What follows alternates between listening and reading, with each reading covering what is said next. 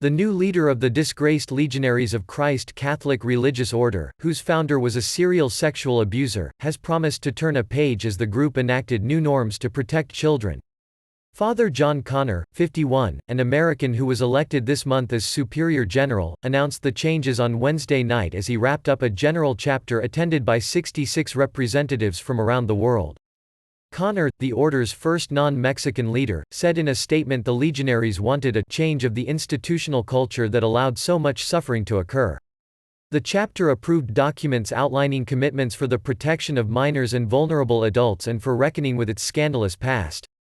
The legionaries formally retract criticisms made in past smear campaigns against 11 whistleblowers who tried to expose abuse by Mexican founder Father Marcial Maciel.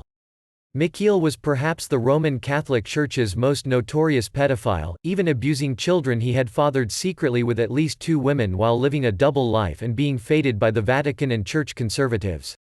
Although allegations were made against him as early as 1954, the Vatican and the Order only began acknowledging Maciel's abuse in 2006, and details about his most notorious misdeeds did not emerge until after his death in 2008. Last December, an internal report covering the period from when Maciel founded the group in Mexico 1941 to 2019 showed that he had abused at least 60 boys and that he had built a cult-like organization where sexual abuse and abuse of power by superiors was rife. The order currently has about 1,500 priests and seminarians and 22,500 lay members.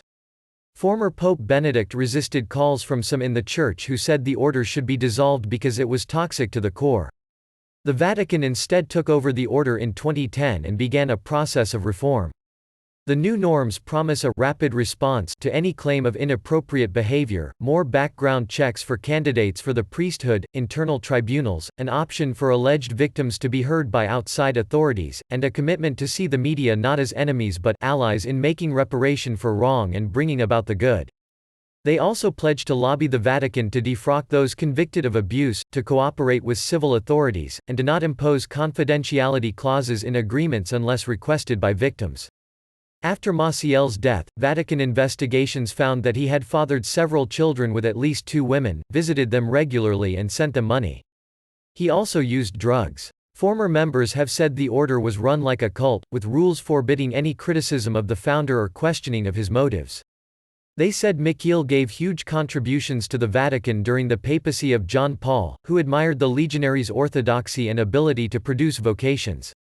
The Catholic Church around the world is still struggling to come to grips with the worldwide crisis, which involves cases of abuse dating back to decades ago.